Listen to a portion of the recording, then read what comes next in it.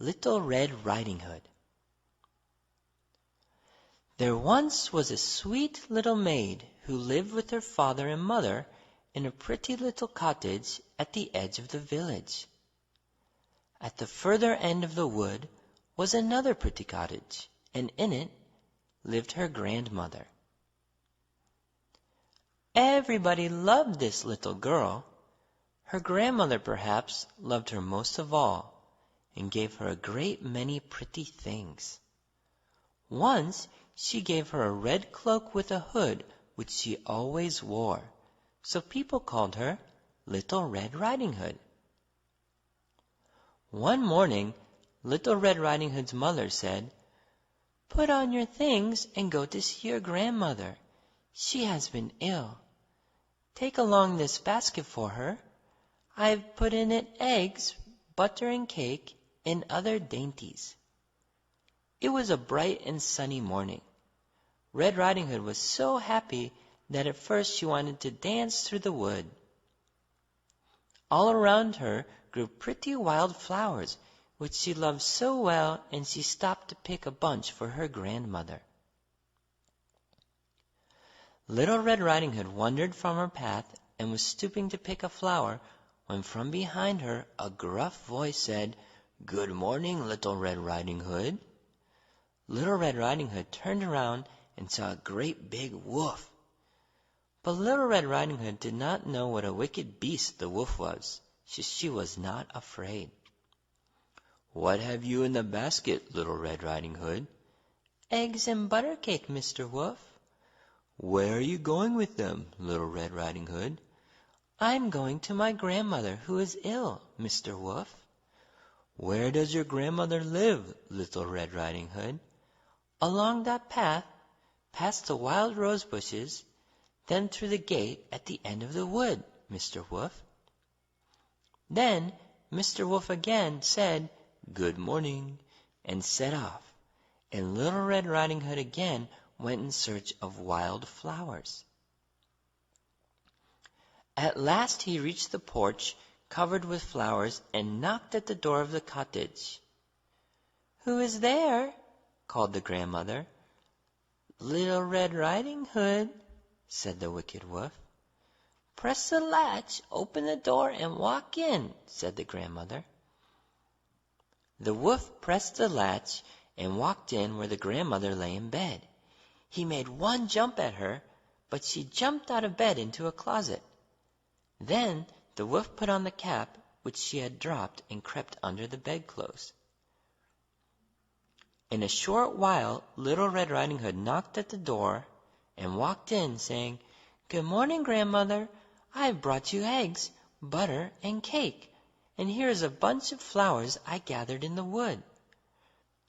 As she came near the bed, she said, "What big ears you have, grandmother! All the better to hear you with, my dear." "What big eyes you have, grandmother! All the better to see you with, my dear." "But, grandmother, what a big nose you have! All the better to smell with, my dear." "But, grandmother, what a big mouth you have! All the better to eat you up with, my dear," he said as he sprang at Little Red Riding Hood. Just at that moment Little Red Riding Hood's father was passing the cottage and heard her scream. He rushed in, and with his axe chopped off Mr. Wolf's head. Everybody was happy that Little Red Riding Hood had escaped the wolf.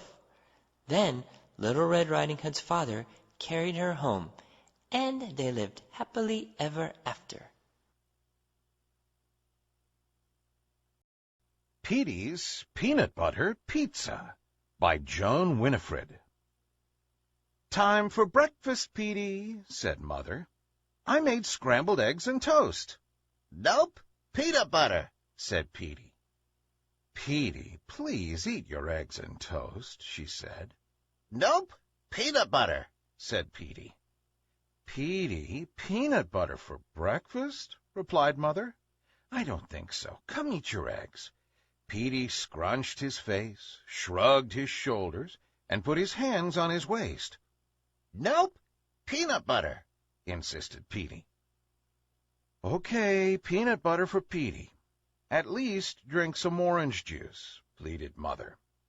After breakfast, Petey ran off to have an adventure with his favorite toys. Petey was a quiet, smart boy of few words. Some might say Petey was hard to please, persistent and picky, possibly even persnickety. The truth is, Petey knew exactly what he liked and what he didn't like. Petey liked dogs, but not cats. Petey liked basketball, but not baseball. Petey liked school, but not homework. Petey liked green, but not pink. Petey liked the number 8, but not the number 7. Petey liked circles, but not triangles. Petey liked shorts, even in winter, but not pants. Petey liked sneakers, but not shoes. Petey liked candy, but not gum. Petey liked pizza parties, but not slumber parties. Most of all, Petey liked peanut butter, which he found positively perfect. "Petey, lunchtime. Please put down your toys and come eat," said Mother. "I made you a ham and Swiss sandwich on rye with a garden salad." Nope, peanut butter, said Petey. "Petey, please eat your ham and Swiss sandwich," she said. Nope, peanut butter. said Petey. She reasoned. "Petey, you had peanut butter for breakfast. Don't you want something different to eat for lunch?" Petey scrunched his face, shrugged his shoulders, and put his hands on his waist. Nope, peanut butter, insisted Petey. "Okay, peanut butter for Petey. At least drink some milk," pleaded his partially perturbed mother. After lunch, Petey went outside. He had lots of fun chasing his dog Sammy around the backyard. Before long, he heard Mother calling, "Petey, come in for dinner. Please be sure to wash your hands before you eat." Petey left Sammy digging for a bone. He scrubbed his hands clean. "Here's your spaghetti and meatballs," she said. Nope, peanut butter, said Petey. "Uh-oh, here we go again," cried Mother. "You like spaghetti and meatballs." Nope, peanut butter, said Petey. She asked, "Aren't you tired of eating the same food?" Petey scrunched his face, shrugged his shoulders, and put his hands on his waist. Nope, peanut butter, insisted Petey. "Okay, peanut butter for Petey. At least drink some water," pleaded Mother. Day after day, and week after week, Mother would make him healthy, nutritious food for Petey. She offered him lasagna, grapes, corn, macaroni and cheese, and bread. Day after day, and week after week, Petey predictably refused a dietary change. His favorite words became, nope, peanut butter. He had made his decision. He was sticking to it. Petey was perfectly happy eating peanut butter for breakfast, peanut butter for lunch, and peanut butter for dinner. It made Petey powerful and popular. Word spread fast about the boy who consumed the same food every single day. The neighbors nicknamed him the Peanut Butter Boy. Wherever he wandered around the neighborhood, a parade of children and squirrels followed. Despite his popularity, Petey's eating habits were becoming a problem. He was driving his mother nuts. He smelled like a giant peanut. She feared he was growing into one. At school, squirrels outnumbered the students. One by one, everyone began eating Petey's preference. Ms. Riley, his teacher, feared the worst. This addiction could spread to the entire school, the entire town. What would happen to the variety of well-balanced food served in the cafeteria or at restaurants? Meals would be boring and no fun. How can I get the children to choose exciting new foods? She wondered. Mother received a notice from school. Petey's class was having a pizza party. Perfect, thought Mother. Petey likes to cook. Petey likes pizza parties. Mother was thrilled. She hoped Petey would finally be sick of eating you-know-what and partake in some pizza. "Petey, please come help me make a pizza for your class's pizza party tomorrow," said Mother. Petey popped into the room, washed his hands, and rolled out the dough. She asked, "Can you please put the tomato sauce on?" Nope, peanut butter, said Petey. "Let's put peppers on," said Mother. Nope, peanut butter, said Petey. "How about pepperoni?" she asked. Petey scrunched his face, shrugged his shoulders, and put his hands on his waist. Nope, peanut butter, insisted Petey. "Okay, peanut butter pizza for Petey," said Mother. Petey brought his pizza to the party. "Who wants a piece of Petey's pizza?" asked the teacher. Petey raised his hand, and so did everyone else in the class. Miss Riley let out a sigh of relief. Petey loved eating his pizza. Everyone loved eating his pizza. Even the teacher tried a slice. She said, Petey, your pizza is tasty and delicious. Did you use a special sauce in your recipe?" Nope, peanut butter, said Petey. Piggies play games. School holidays are a time when all children can enjoy themselves and have lots of fun. On this particular holiday, children's voices could be heard laughing, squealing, and shouting throughout the whole world of Piggy Paradise. The sun was shining, and everyone was happy and having fun. At Piggy Palace, the children were playing in the garden. Piggy Pirate was on the swing. Piggy Patch was cleaning his cricket bat, and Piggy Panda was helping his mummy to weed the garden. Piggy Pink was reading a book. Piggy Peaches was admiring herself in the mirror, as usual, and occasionally combed her hair. And Piggy Plump was trying to decide whether she should have another biscuit from her little red bag. But things just weren't lively enough for Piggy Pirate. "Let's play team games," he said, "boys against the girls." "That wouldn't be fair," said Piggy Peaches, "because the boys always win." Piggy Plump did not agree and said that she would be quite willing to play any game against the boys. Piggy Pink said that she wasn't very good at games, but would be happy to join in. Piggy Patch thought that the boys could beat the girls at almost any outdoor game, and suggested they played cricket. The girls thought this would be quite unfair, because they knew how good Piggy Patch was at his favorite game. "No," said Piggy Plump, "we don't want to play cricket, but we will play you at football." The boys agreed, as they thought they would win quite easily. They put a goal at each end of the garden, and placed the ball in the middle of the pitch. Piggy Panda was the goalkeeper for the boys' team, and Piggy Plump was in goal for the girls.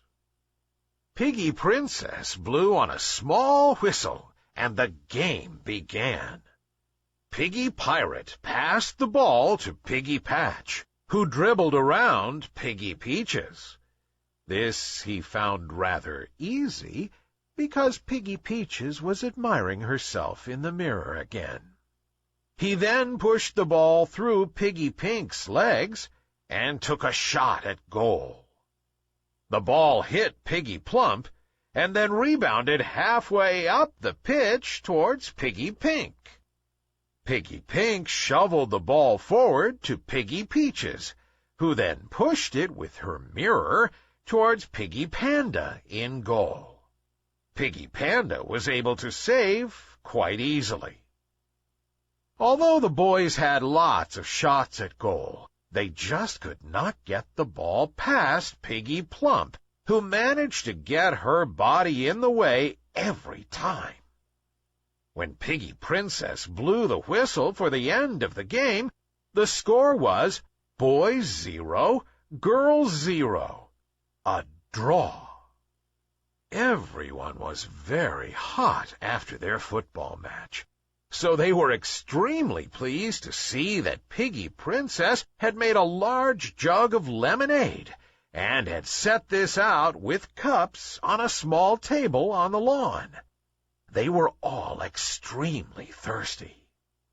After they had rested for a while, Piggy Pirate thought they might have a tug-of-war contest. He had found a long piece of rope in Piggy Pete's garage and told Piggy Panda to tie one end around his waist. Piggy Plump did the same at the other end of the rope, and the others took up their positions along the rope. When Piggy Princess blew the whistle, they all started to pull as hard as they could. The boys pulled and pulled, but found they could make no progress. With Piggy Plump at the other end of the rope, all their efforts were in vain.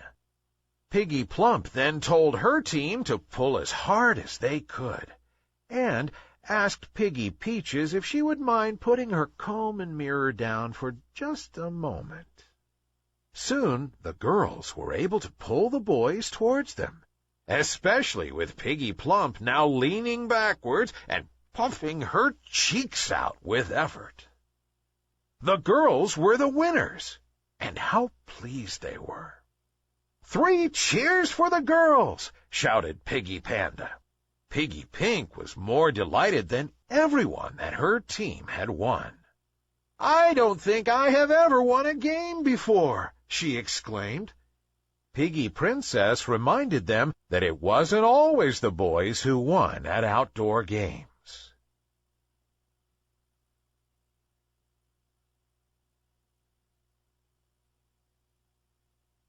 It happened to me for 3 days in a row. The first day brought rain, then came fog, then the snow. But each day the weather just ruined my plans for hot dogs and baseball and fun in the stands. So I called on my scientist friend, Dr. Sam. I said, "Are you busy?" He said, "Now I am. I know that you've come here with some harebrained scheme. So tell me which problems inspired this dream." I said, "Doc, now listen, you must understand. Wet weather is messing up all of my plans. There must be an answer to clouds in the sky that pour on my head and drip in my eye." The doc scribbled something on his drawing board, pulled parts from his Chevy, took parts from his Ford, some wire, a hose, an old motor, and tape, and he moved things around till it finally took shape. "There," said the doc, with his hands on his hips. But I was scratching my head and licking my lips. I said, "I don't get it. What's this going to do?" He said, "Help me move it. You'll see in a few."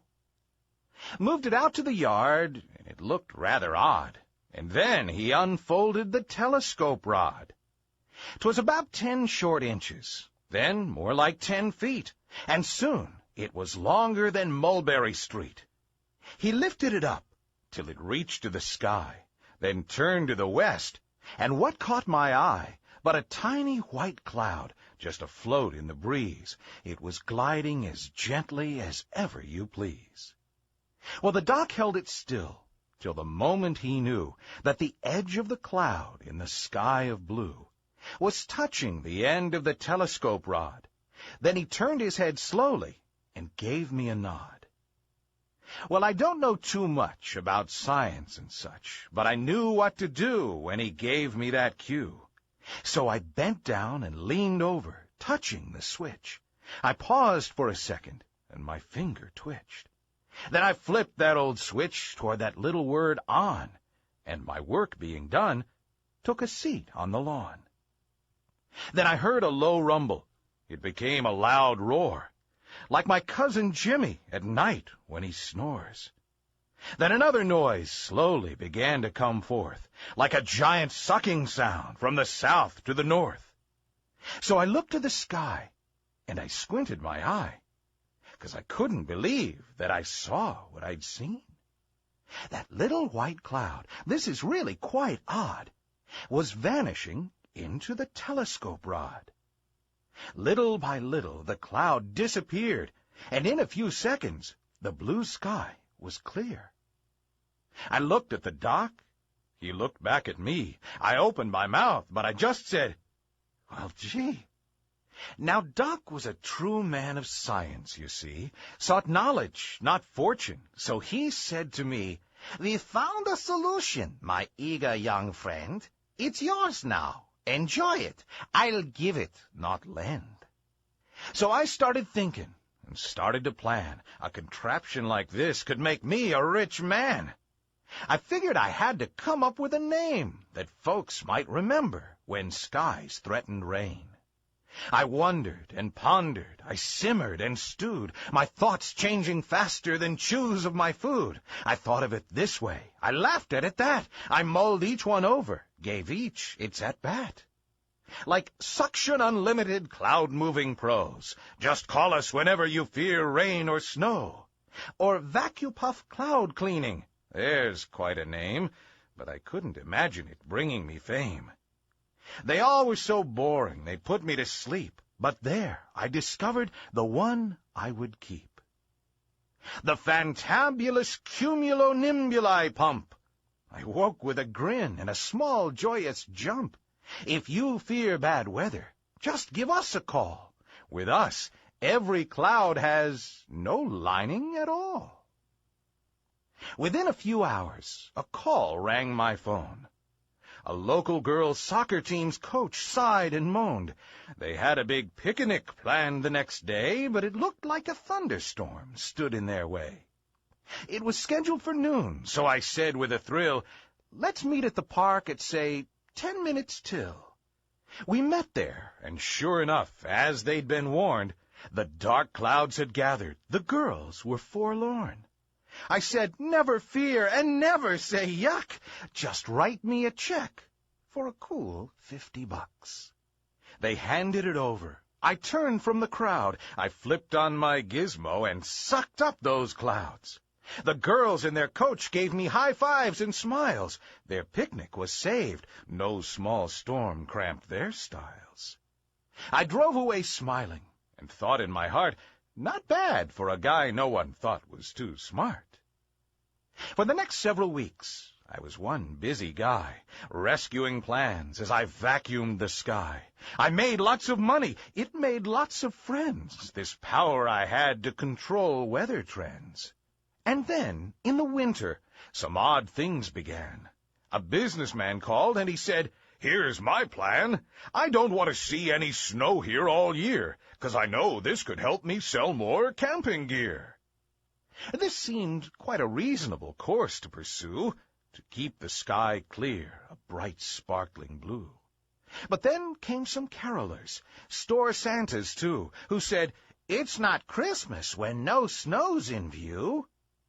Then farmers came calling and offering me dough to let the clouds rain and let their crops grow. Umbrellas and wiper blades, raincoats and boots. The folks selling those things then offered me loot. Well, they all said they'd pay me to do work or not. But I had to decide which ones I'd give a shot. That's not such a bad proposition, you see, if I could collect for just letting things be. Well, soon I was rich, without lifting a hand, just watching the rain and the snow wet the land. All the rain rusted my weird wind machine, way too much hassle to keep dry and clean. Finally, I junked it. It went to the dump, my fantabulous cumulonimbuli pump. And so ends my story. I'm happy, not sad. I bought a pro baseball team. Things aren't so bad. It's such a long story. To tell it, such strain. I think I'll relax with a stroll in the rain.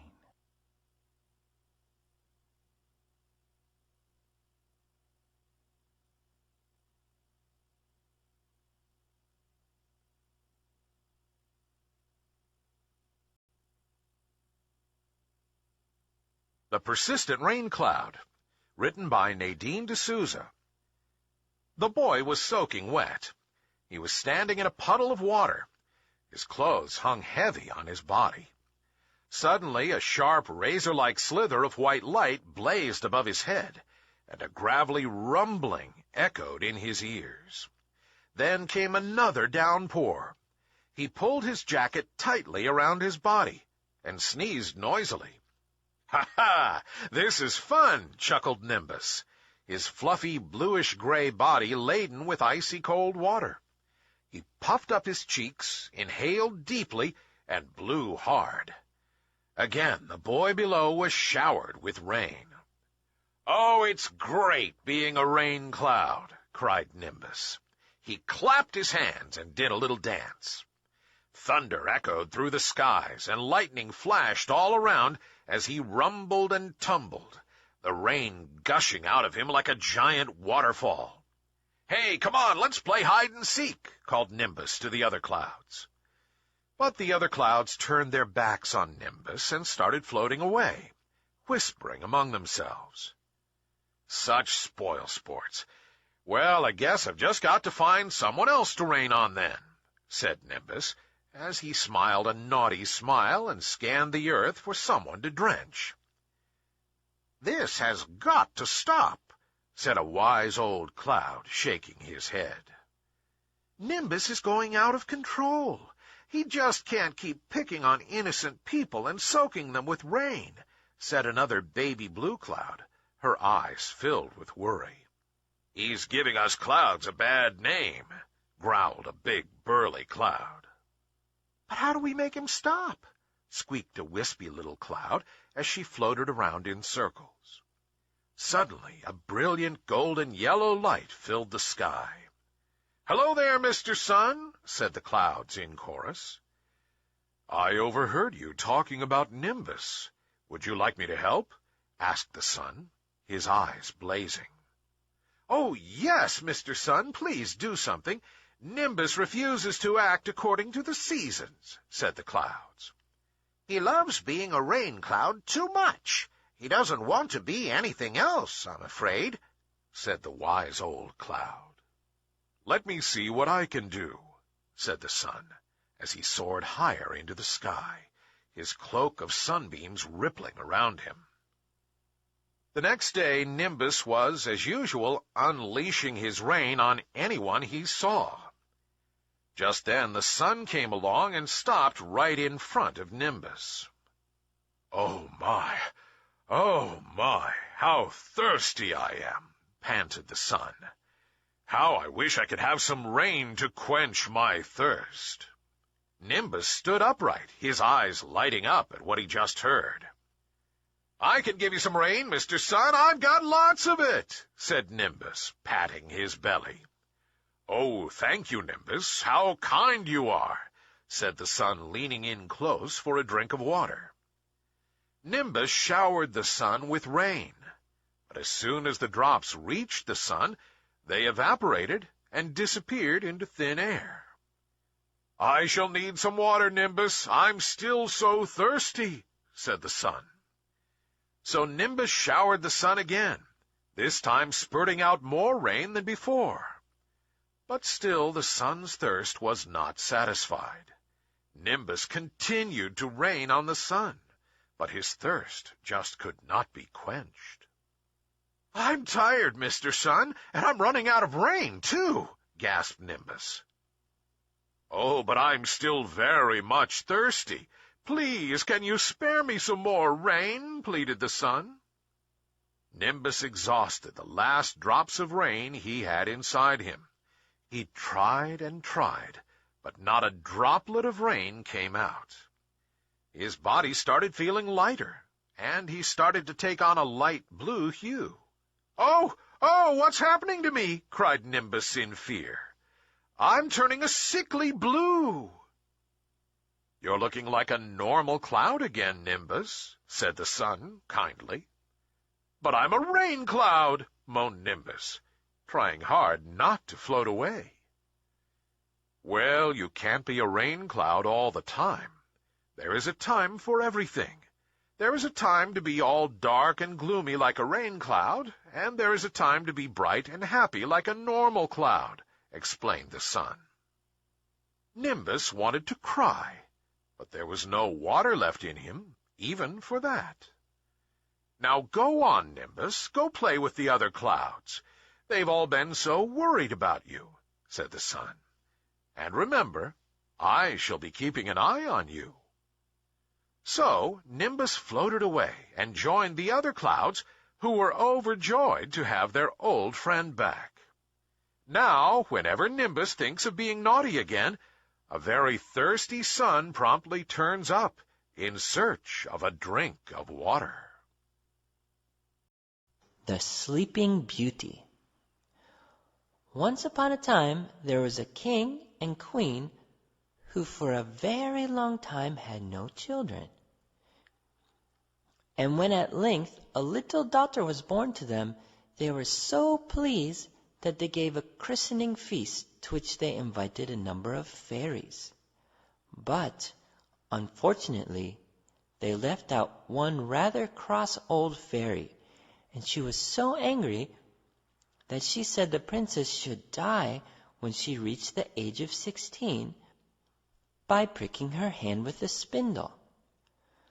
All the other fairies present, except one, had already given the princess their beautiful gifts, and this last one said she could not prevent part of the wicked wish coming true.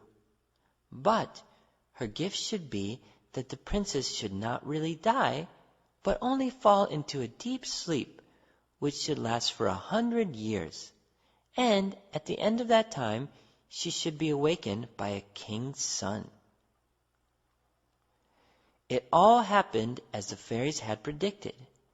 When the princess was 16 years old, she saw an old woman spinning and took the spindle from her to try this strange new work.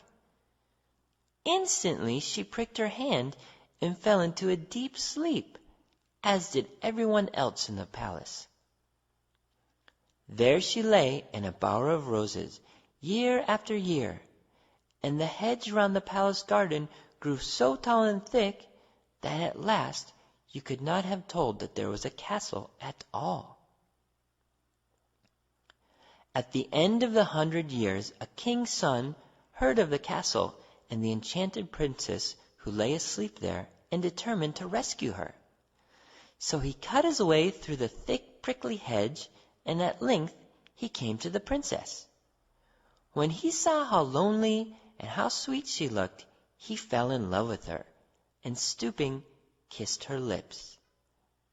At once she awoke, and with her the king and queen and all the courtiers, who had fallen asleep at the time. As the princess was as much taken with the prince's appearance as he was with hers, they decided to be married.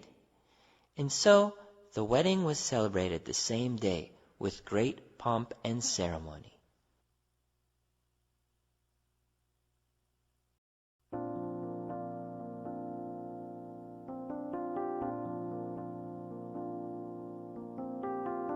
The Tale of Benjamin Bunny by Beatrix Potter. One morning, a little rabbit sat on a bank. He pricked his ears and listened to the trit-trot of a pony. A gig was coming along the road. It was driven by Mr. McGregor, and beside him sat Mrs. McGregor in her best bonnet.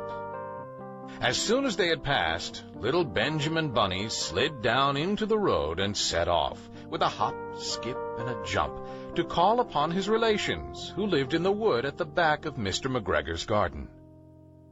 That wood was full of rabbit holes, and in the neatest, sandiest hole of all lived Benjamin's aunt and his cousins, Flopsy, Mopsy, Cottontail, and Peter. Old Mrs. Rabbit was a widow. She earned her living by knitting rabbit wool mittens and muffetees. I once bought a pair at a bazaar.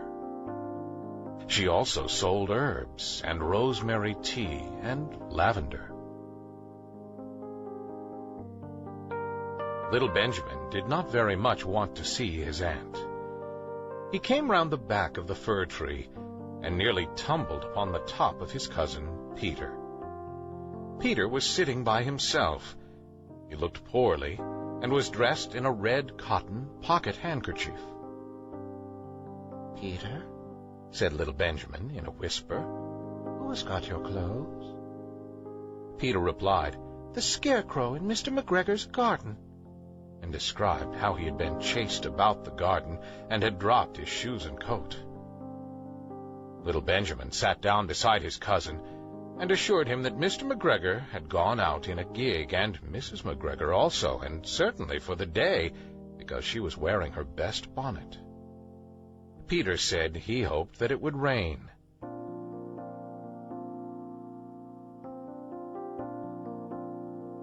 At this point, old Mrs. Rabbit's voice was heard inside the rabbit hole, calling, "Cottontail, Cottontail, fetch some more chamomile." Peter said he thought he might feel better if he went for a walk. They went away hand in hand and got upon the flat top of the wall at the bottom of the wood. From here, they looked down into Mr. McGregor's garden. Peter's coat and shoes were plainly to be seen upon the scarecrow, topped with an old tam-o'-shanter of Mr. McGregor's.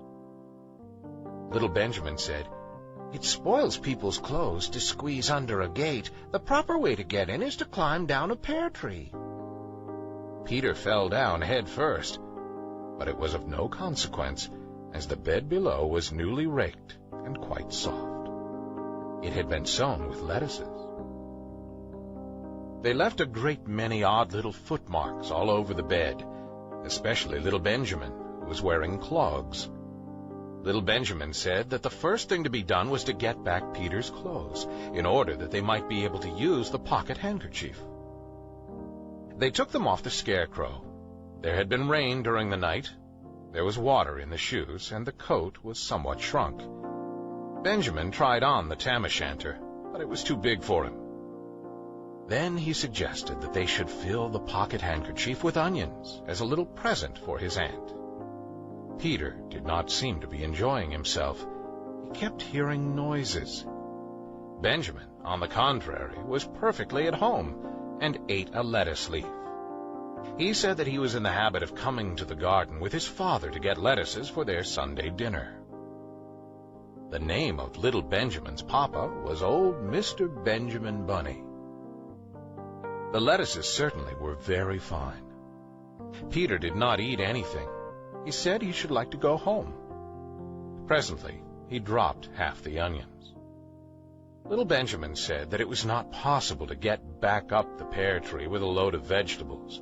He led the way boldly towards the other end of the garden.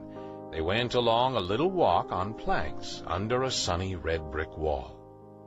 The mice sat on their doorsteps cracking cherry stones. They winked at Peter Rabbit and little Benjamin Bunny. Presently, Peter let the pocket handkerchief go again. They got amongst flower pots and frames and tubs. Peter heard noises worse than ever. His eyes were as big as lollipops. He was a step or two in front of his cousin when he suddenly stopped. This is what those little rabbits saw around that corner. Little Benjamin took one look, and then, in half a minute less than no time, he hid himself and Peter and the onions underneath a large basket. The cat got up and stretched herself, and came and sniffed at the basket. Perhaps she liked the smell of onions. Anyway, she sat down upon the top of the basket. She sat there for 5 hours. I cannot draw you a picture of Peter and Benjamin underneath the basket, because it was quite dark, and because the smell of onions was fearful. It made Peter Rabbit and little Benjamin cry. The sun got round behind the wood, and it was quite late in the afternoon, but still the cat sat upon the basket.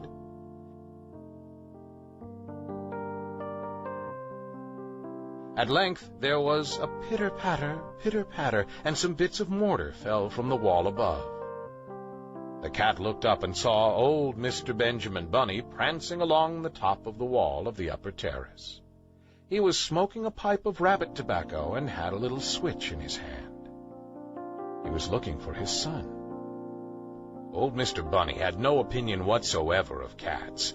He took a tremendous jump off the top of the wall onto the top of the cat, and cuffed it off the basket and kicked it into the greenhouse, scratching off a handful of fur. The cat was too much surprised to scratch back. When old Mr. Bunny had driven the cat into the greenhouse, he locked the door. Then he came back to the basket and took out his son Benjamin by the ears and whipped him with the little switch. Then he took out his nephew Peter. Then he took out the handkerchief of onions and marched out of the garden. When Mr. McGregor returned about half an hour later, he observed several things which perplexed him. It looked as though some person had been walking all over the garden in a pair of clogs.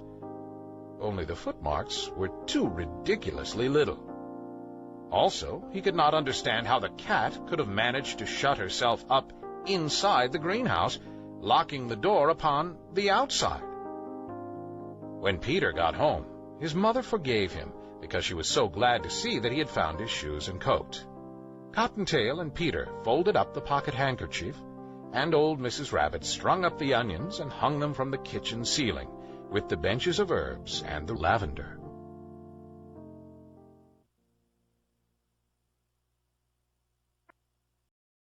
The Tale of Peter Rabbit by Beatrix Potter.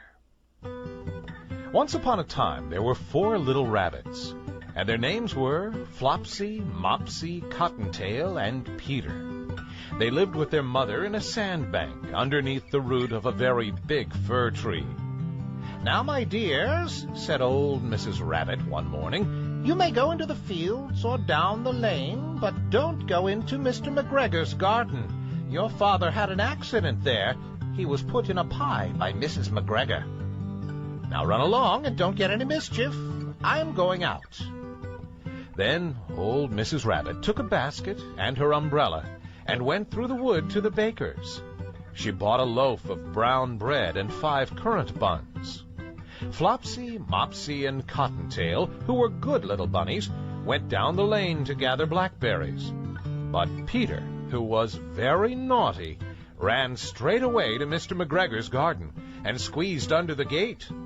First, he ate some lettuces and some French beans, and then he ate some radishes, and then, feeling rather sick, he went to look for some parsley. But round the end of a cucumber frame, whom should he meet but Mr. McGregor? Mr. McGregor was on his hands and knees planting out young cabbages, but he jumped up and ran after Peter, waving a rake and calling out, "Stop, thief!" Peter was most dreadfully frightened. He rushed all over the garden, for he had forgotten the way back to the gate. He lost one of his shoes among the cabbages and the other shoe amongst the potatoes. After losing them, he ran on 4 legs and went faster, so that I think he might have got away altogether if he had not unfortunately run into a gooseberry net and got caught by the large buttons on his jacket. It was a blue jacket with brass buttons, quite new. Peter gave himself up for lost and shed big tears, but his sobs were overheard by some friendly sparrows who flew to him in great excitement and implored him to exert himself. Mr. McGregor came up with a sieve, which he intended to pop upon the top of Peter, but Peter wriggled out just in time, leaving his jacket behind him, and rushed into the tool shed and jumped into a can. It would have been a beautiful thing to hide in if it had not had so much water in it. Mr. McGregor was quite sure that Peter was somewhere in the tool shed, perhaps hidden underneath a flower pot. He began to turn them over carefully, looking under each. Presently, Peter sneezed, "Curty-shoo!" Mr. McGregor was after him in no time and tried to put his foot upon Peter, who jumped out of a window, upsetting 3 plants. The window was too small for Mr. McGregor, and he was tired of running after Peter. He went back to his work. Peter sat down to rest. He was out of breath and trembling with fright, and he had not the least idea which way to go. Also, he was very damp with sitting in that can. After a time, he began to wander about, going lippity-lippity, not very fast, and looking all around. He found a door in a wall, but it was locked, and there was no room for a fat little rabbit to squeeze underneath. An old mouse was running in and out over the stone doorstep, carrying peas and beans to her family in the wood. Peter asked her the way to the gate, But she had such a large P in her mouth that she could not answer. She only shook her head at him. Peter began to cry. Then he tried to find his way straight across the garden, but he became more and more puzzled. Presently he came to a pond where Mr. McGregor filled his water cans. A white cat was staring at some goldfish. She sat very, very still, but now and then the tip of her tail twitched as if it were alive. Peter thought it best to go away without speaking to her. He has heard about cats from his cousin, little Benjamin Bunny. He went back towards the tool shed, but suddenly, quite close to him, he heard the noise of a hoe. Scritch, scratch, scratch, scritch. Peter scuttered underneath the bushes. But presently, as nothing happened, he came out and climbed upon a wheelbarrow and peeped over. The first thing he saw was Mr. McGregor hoeing onions. His back was turned towards Peter, and beyond him was the gate. Peter got down very quietly off the wheelbarrow and started running as fast as he could go, along a straight walk behind some black currant bushes. Mr. McGregor caught sight of him at the corner, but Peter did not care. He slipped underneath the gate and was safe at last in the wood outside the garden. Mr. McGregor hung up the little jacket and the shoes for a scarecrow to frighten the blackbirds. Peter never stopped running or looked behind him till he got home to the big fir tree. He was so tired that he flopped down upon the nice soft sand on the floor of the rabbit hole and shut his eyes. His mother was busy cooking. She wondered what he had done with his clothes. It was the second little jacket and pair of shoes that Peter had lost in a fortnight. I am sorry to say that Peter was not very well during the evening. His mother put him to bed and made some chamomile tea, and she gave a dose of it to Peter. 1 tablespoon to be taken at bedtime. But Flopsy, Mopsy, and Cottontail had bread and milk and blackberries for supper. The end.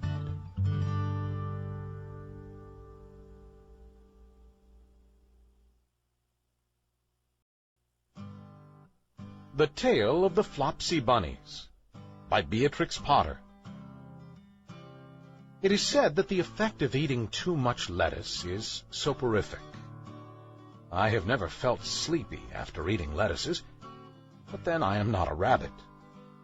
They certainly had a very soporific effect upon the Flopsy Bunnies. When Benjamin Bunny grew up, he married his cousin, Flopsy. They had a large family, and they were very improvident and cheerful. I do not remember the separate names of their children. They were generally called the Flopsy Bunnies. As there was not always quite enough to eat, Benjamin used to borrow cabbages from Flopsy's brother, Peter Rabbit, who kept a nursery garden. Sometimes Peter Rabbit had no cabbages to spare. When this happened, the Flopsy Bunnies went across the field to a rubbish heap in the ditch outside Mr. McGregor's garden. Mr. McGregor's rubbish heap was a mixture. There were jam pots and paper bags and mountains of chopped grass from the mowing machine, which always tasted oily, and some rotten vegetable marrows and an old boot or two. One day, oh joy, there were a quantity of overgrown lettuces, which had shot into flower. The Flopsy Bunnies simply stuffed lettuces. By degrees, one after another, they were overcome with slumber and lay down in the mown grass. Benjamin was not so much overcome as his children. Before going to sleep, he was sufficiently wide awake to put a paper bag over his head to keep off the flies. The little Flopsy Bunnies slept delightfully in the warm sun. From the lawn beyond the garden came the distant clackety sound of the mowing machine. The bluebottles buzzed about the wall, and a little old mouse picked over the rubbish among the jam pots. I can tell you her name. She was called Thomasina Tittlemouse, a wood mouse with a long tail. She rustled across the paper bag and awakened Benjamin Bunny. The mouse apologized profusely and said that she knew Peter Rabbit. When she and Benjamin were talking close under the wall, they heard a heavy tread above their heads, and suddenly Mr. McGregor emptied out a sackful of lawn mowings right on top of the sleeping Flopsy Bunnies. Benjamin shrank down under his paper bag. The mouse hid in a jam pot. The little rabbits smiled sweetly in their sleep under the shower of grass. They did not awake because the lettuces had been so soporific. They dreamt that their mother Flopsy was tucking them up in a hay bed. Mr. McGregor looked down after emptying his sack. He saw some funny little brown tips of ears sticking up through the lawn mowings. He stared at them for some time. Presently, a fly settled on one of them, and it moved. Mr. McGregor climbed down onto the rubbish heap. 1, 2, 3, 4, 5, 6 little rabbits, said he as he dropped them into his sack. The Flopsy Bunnies dreamt that their mother was turning them over in bed. They stirred a little in their sleep, but still they did not wake up. Mr. McGregor tied up the sack and left it on the wall. He went to put away the mowing machine. While he was gone, Mrs. Flopsy Bunny, who had remained at home, came across the field. She looked suspiciously at the sack and wondered where everybody was. Then the mouse came out of her jam pot, and Benjamin took the paper bag off his head, and they told the doleful tale. Benjamin and Flopsy were in despair. They could not undo the string. But Mrs. Tittlemouse was a resourceful person. She nibbled a hole in the bottom corner of the sack. The little rabbits were pulled out and pinched to wake them. Their parents stuffed the empty sack with 3 rotten vegetable marrows, an old blacking brush, and 2 decayed turnips. Then they all hid under a bush and watched for Mr. McGregor. Mr. McGregor came back and picked up the sack and carried it off. He carried it hanging down, as if it were rather heavy.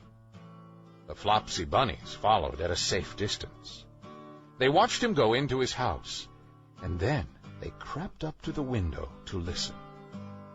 Mr. McGregor threw down the sack on the stone floor in a way that would have been extremely painful to the Flopsy Bunnies if they had happened to have been inside it.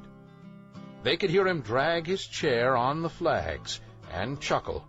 1, 2, 3, 4, 5, 6 little rabbits, said Mr. McGregor. Eh? What's that? What have they been spoiling now? Inquired Mrs. McGregor. 1, 2, 3, 4, 5, 6 little fat rabbits, repeated Mr. McGregor, counting on his fingers. 1, 2, 3... Don't you be silly. What do you mean, you silly old man? In the sack. 1, 2, 3, 4, 5, 6, replied Mr. McGregor. The youngest Flopsy Bunny got upon the window-sill. Mrs. McGregor took hold of the sack and felt it. She said she could feel 6, but they must be old rabbits because they were so hard and all different shapes. Not fit to eat, but the skins will do fine to line my old cloak. Line your old cloak, shouted Mr. McGregor. I shall sell them and buy myself baccy. Rabbit tobacco, I shall sell them and cut off their heads. Mrs. McGregor untied the sack and put her hand inside. When she felt the vegetables, she became very, very angry. She said that Mr. McGregor had done it a purpose. And Mr. McGregor was very angry, too. One of the rotten marrows came flying through the kitchen window and hit the youngest Flopsy Bunny. It was rather hurt. Then Benjamin and Flopsy thought that it was time to go home. So Mr. McGregor did not get his tobacco, and Mrs. McGregor did not get her rabbit skins. But next Christmas, Thomasina Tittlemouse got a present of enough rabbit wool to make herself a cloak and a hood, and a handsome muff, and a pair of warm mittens.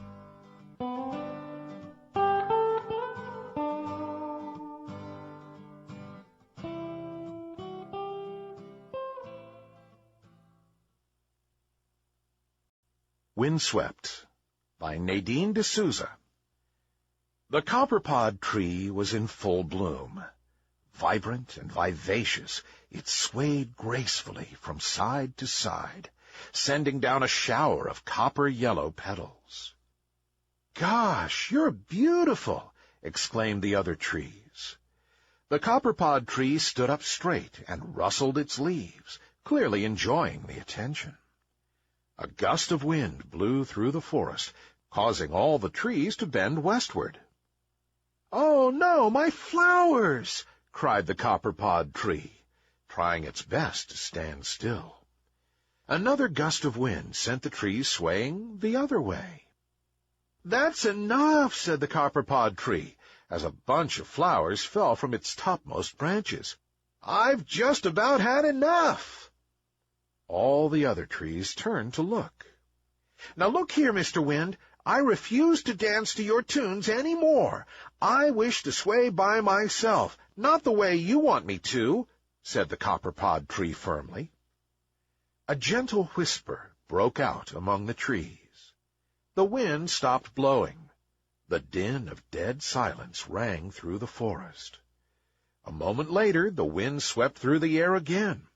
It circled around the trees and made a whooshing sound, but it never touched the copperpod tree. The copperpod tree watched the other trees giggle as the wind tickled their branches. Then it turned the other way and admired its flowers. Out of the corner of its eye, it looked to see if any tree was watching, but they were all dancing with the wind. The copperpod tree tried to ruffle its flowers, but it couldn't. It tried to shake its branches, but it couldn't. It tried to lean closer to the other trees, but it couldn't. All it could do was stand still. "Gosh, you're beautiful," said the trees. A few days later, the copperpod tree opened its tired eyes with a glimmer of hope. But the other trees were looking elsewhere. They were looking at the gull-mower tree, which was ablaze with fiery red flowers. It was scattering its petals in the air like tiny sparks of fire. The wind blew around it, tussling its branches and making its flowers flush and even brighter red. Nobody paid any attention to the copperpod tree, which was all bent now. There wasn't a single copper-yellow flower on it. Dried flowers and leaves still clung to its branches. The copperpod tree let out a groan. Its trunk was hurting from standing so still. It longed to sway at least once, but the wind refused to even come near it. "All right, Mr. Wind, I'm sorry. The truth is that I need you," sighed the copperpod tree. It felt a slight waft of air near its side. The wind had come closer to listen. "I know I'm a big, beautiful tree with lovely flowers and healthy branches and a nice, strong trunk. But all that doesn't matter if all I can do is be still," said the copperpod tree. "I want to sprinkle my petals over the little children that sit beneath me. I want to reach out my branches and kiss the sky. I want to stretch and protect the people that take shelter under me. I want to dance again. I want to be a living, breathing tree that sways with the wind." The copperpod tree hunched lower, unable to even stand up straight anymore. A gentle breeze floated over the copperpod tree. It started out at its roots, awakening them from their slumber. It traveled upward, wrapping itself around its trunk and permeating through its gnarled branches. It gave the tree a little shake, causing its dried flowers and leaves to fall away. It nuzzled the little flower buds, which started blooming. The wind encompassed the copperpod tree in a giant hug and swayed with it in a soft, gentle dance. The copperpod tree threw its branches around the wind and danced like it had never danced before.